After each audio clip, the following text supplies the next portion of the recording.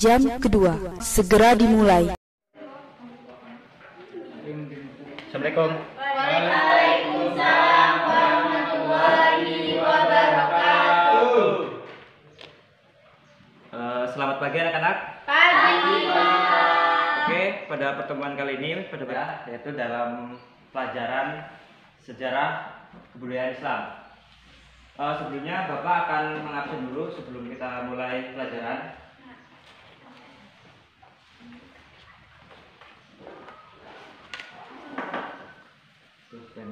Nana, ada yang buka benar?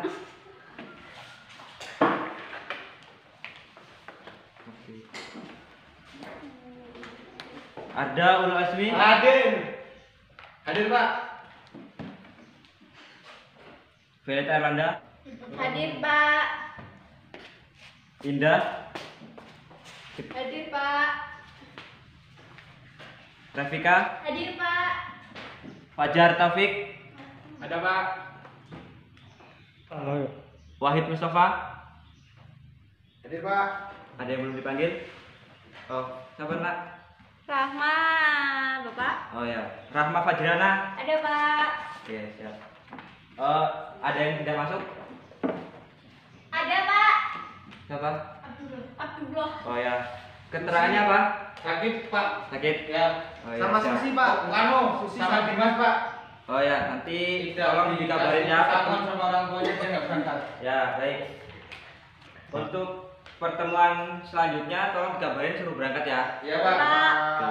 Mau UTS apa gimana, Pak? Ya, buat minggu depan kita nanti bahas nanti ya. Oh, ya siap. Pak. Baik. Untuk mengawali belajar pada pagi hari ini, silakan nak, ketua kelasnya dipimpin. Siap, Pak. Untuk mengawali pelajaran pada siang hari ini, mari kita berdoa terlebih dahulu. Berdoa mulai. Berdoa selesai. Oke, baik. Untuk ini, nak tolong bagiin bukunya. Nah, Pak. Buku baru. Jadi ini kan bukunya hanya beberapa, nanti kalau yang nggak kebagian buku bisa gabung ya. Oh iya, Pak. Nah, jadi yang cowok sama yang cowok aja. Sama cewek, Pak. Nggak boleh nak, buka buku. Haramkan. Baik, sebelumnya assalamualaikum warahmatullahi wabarakatuh. Waalaikumsalam warahmatullahi wabarakatuh. Baik, dalam mata pelajaran kali ini Bapak akan menjelaskan sedikit tentang metode dakwah Rasulullah Shallallahu Alaihi Wasallam. Yang pertama ini permulaan dakwah Nabi Muhammad Shallallahu Alaihi Wasallam.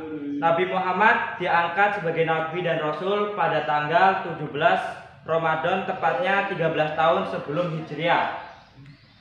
Beliau diangkat ketika sedang berdiam diri di Gua Hira, sebuah di Jabal Nur yang terletak beberapa kilometer sebelah utara di kota Mekah. Jadi perlu anak-anak ketahui, pengalaman ditandai dengan turunnya malaikat Jibril untuk menyampaikan wahyu. Yang pertamanya Al-Quran surah Al-Alaq 1-5. Turunnya Al-Quran yang pertama disebut dengan yang dalam Islam ya, dalam Islam dinamakan dengan apa? Siapa yang tahu? Turunnya Al-Quran, Nuzulul Quran. ya, Nuzulul Quran. Nah, setelah itu turunan wahyu yang kedua yaitu surah Al-Mudatsir 1-7. Surah Al-Mudatsir berisi perintah Allah. Perintahnya apa? Agar Nabi Muhammad berdakwah menyiarkan agama Islam kepada umat manusia. Mulailah beliau berdakwah secara sembunyi-sembunyi berdasarkan surah Al-Syurah 214. Nah, Pak. berdiri aja biar enak, biar kelihatan yang ngantuk dan tidaknya. Sejak itulah mulailah Nabi Muhammad menyiarkan, menyebarkanlah intinya ajaran Islam dari kerabat terdekatnya. Sejak itulah mulailah Nabi Muhammad berdakwah kepada keluarga dan sahabat-sahabat terdekatnya. Beliau menjadikan rumah Arkam bin Ali bin Abil Arkam Al-Muhzami sebagai pusat kediaman untuk berdakwah. Jadi Oh, maaf, nyurus sebenarnya. Apa sih yang ucap ini? Nggak tahu kok. Saya buku mimpin.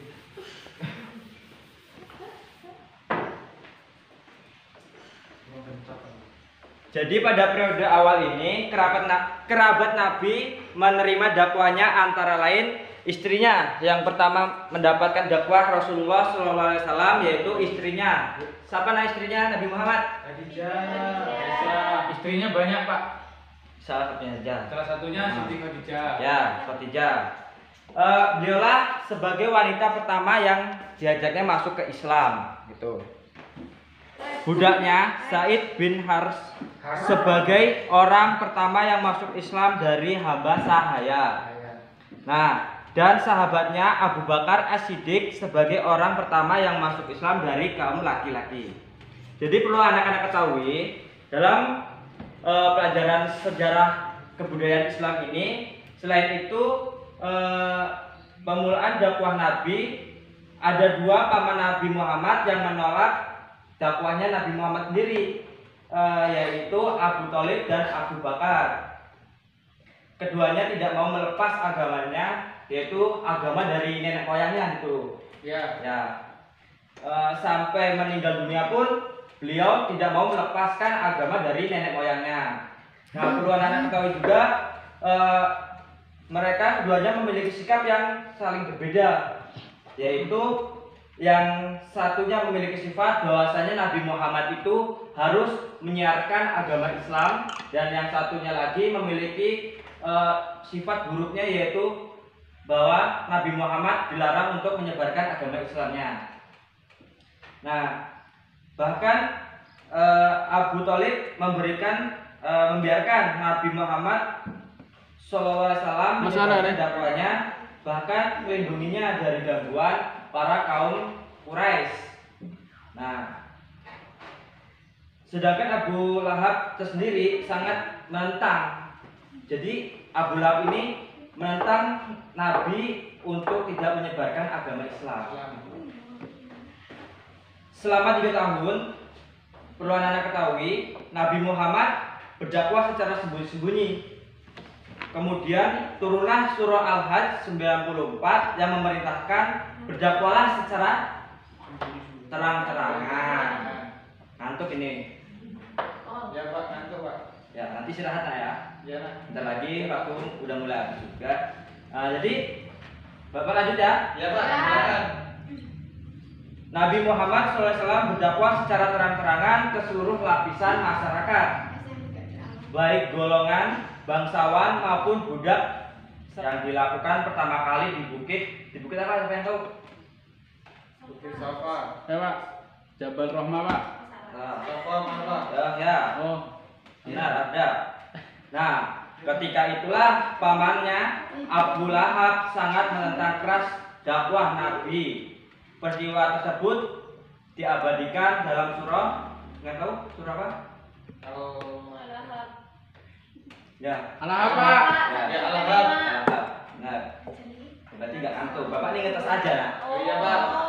Jadi masa iya masih pagi udah ngantuk? Apa semalam begadang? Iya, Pak. Selanjutnya di sini Nabi Muhammad terima wahyu dari Allah yang diturunkan secara beransur-ansur selama 13 tahun di Mekah.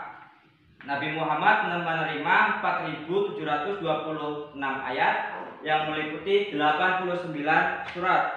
Surat yang diturunkan selama Nabi Muhammad di Mekah dinamakan surah Madaniyah, Pak. Ya. Apa, Pak? Iya. Yang benar apa, Pak? Al-Makkiyah. Al-Makkiyah ya, Pak ya. Oh ya, Pak. Ya. Nah, dalam penyebaran dakwah Rasulullah di sini Nabi Muhammad memiliki hambatan dalam penyebaran dakwahnya.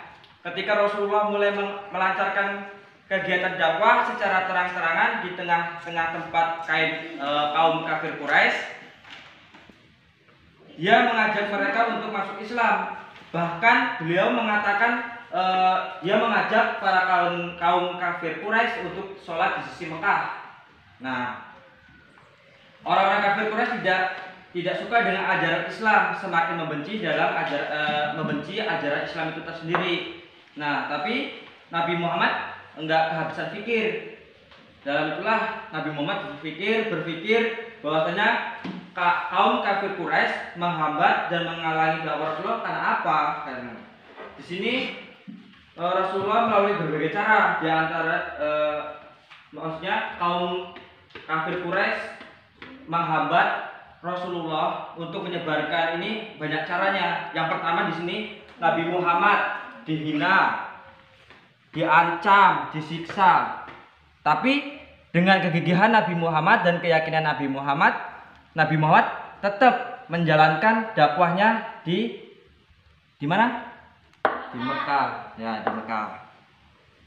Yang kedua ini bujukan harta, budaya, kedudukan dan wanita. Jadi di sini Nabi Muhammad tuh diiming-imingi harta, wanita dan kedudukan. Tapi Nabi Muhammad tidak tergiur oleh itu semua. Bahkan Nabi Muhammad tetap menjalankan amanatnya untuk menyebarkan ajaran agama Islam. Yang ketiga ini bujukan Nabi untuk bertukar sembahan. Artinya apa? Ada yang tahu? Belum, Pak. Jelaskan. Membujuk Nabi untuk bertukar sembahan, yaitu kafir Quraisy menawarkan kepada Nabi untuk saling bertukar sembahan. Artinya di mana mereka meminta Nabi untuk menyembah seperti berhala. Tahu kan? Patung. Ya, patung itu. Untuk kemudian mereka bersedia menyembah Allah. Namun usaha ini ditolak oleh Nabi Muhammad. Nabi Muhammad menolak melalui firman Allah dalam Quran surah Al-Kafirun ayat 1 sampai 3. Nah, dalam hambatannya keempat ini Nabi Muhammad tuh dibujuk untuk memprovokasi Abu Thalib. Nah, tindakan langsung terhadap Nabi selalu menghadapi kegagalan. Maka kain kafir Quraisy ini melalui berailah untuk mempengaruhi dan membujuk paman Nabi, yaitu Abu Thalib, agar memerintah Nabi bertindak untuk berhenti untuk berdakwah. Selain itu, di sini ada yang kelima, menghasut masyarakat Mekah. Menghasutnya bagaimana? Upaya lain yang dilakukan kafir Quraisy ini untuk memerintah dakwah Nabi adalah dengan mempengaruhi masyarakat Quraisy untuk tidak mendengarkan dakwah Nabi Muhammad SAW. Tapi udah mau istirahat, Pak. Ya, Bapak percepat lagi, nanti Bapak kasih tugas kalian untuk membuat kelompok diskusi. Kalau waktunya masih ada, kalau tidak untuk minggu depan bisa ada minggu depan. Iya, Pak. Bapak lanjut, bentar ya. Untuk poin yang keenam ini persaingan dan pemboikatan Bani Hashim dan Bani Muthalib. Upaya ini merupakan persaingan dan pemboikatan Bani Hashim dan Bani Muthalib. Nah, di sini upaya ini merupakan upaya yang sangat menyengsarakan kaum muslimin, khususnya kaum kafir Quraisy yang melarang siapapun untuk berinteraksi dengan Bani Hashim dan Bani Muthalib. Nah, yang ketujuh ini mempengaruhi pimpinan negara-negara tetangga untuk menolak kehadiran Islam. Jadi pada saat itu Islam tuh benar-benar dilarang untuk masuk ke Mekah. Itu karena kenapa kaum kafir Quraisy tidak mendukung Nabi Muhammad untuk menyebarkan dakwah Islamnya di mana? Mekah. Nggak ada. Yang terakhir ini meneladani perjuangan Nabi Muhammad dalam berdakwah di Mekah. Nabi Muhammad mengembangkan dakwahnya di Mekah dengan segala tantangan dan ancaman dari masyarakat Quraisy. Nah, di sini ada karakter yang dimiliki oleh Nabi Muhammad. Karakter tersebut diantaranya, siapa yang tahu? Apa, Pak? Karakter Nabi Muhammad. Pak. Oke, Fajar. Sidik, amanah, tablek, fatona. Itu Bukan ya, Pak ya? Sorry ya, Pak. karakter Nabi Muhammad. Sabar. Nah, sabar. Jadi Nabi Muhammad memiliki kesabaran dalam menghadapi berbagai ancaman dari kaum kafir Quraisy. Kedua ini kegigihan dan keuletan. Nabi Muhammad memiliki kegigihan dan keuletan dalam penyebaran Islam. Dan yang ketiga ini berakidah yang benar dan kuat. Dan keempat, akhlak terpuji dan mematuhi kemungkaran. Dan yang kelima, kesetaraan derajat. Jadi Nabi Muhammad menjunjung tinggi persamaan derajat sesama manusia, tidak ada membeda-bedakan antara orang kaya dan orang miskin. Nah, jadi untuk pertemuan minggu depan, karena waktu Bapak mengajar di kelas kalian, khususnya kelas 7 ya, sudah habis. Sebenarnya Bapak tadi mau membentuk kelompok belajar atau kelompok diskusi. Nah, berhubung waktu sudah habis, buat ketua kelas ada membuat kelompok nanti buat minggu depan kita bahas makalah. Kita belajar membahas makalah ya, Nak? Ya, Pak. Jadi mungkin itu saja yang dapat Bapak sampaikan dalam materi sejarah kebudayaan Islam ini. Untuk apabila kurang jelas, minggu depan kita bahas lagi karena waktu kita sudah habis. Bapak akhiri. Tadi ada yang mau tanya lagi nggak? Nggak ada, Pak. Cukup ya? Habis, Pak. Kalau cukup bisa Bapak akhiri. Wabillahi taufiq wal hidayah. Wassalamualaikum warahmatullahi wabarakatuh. Waalaikumsalam.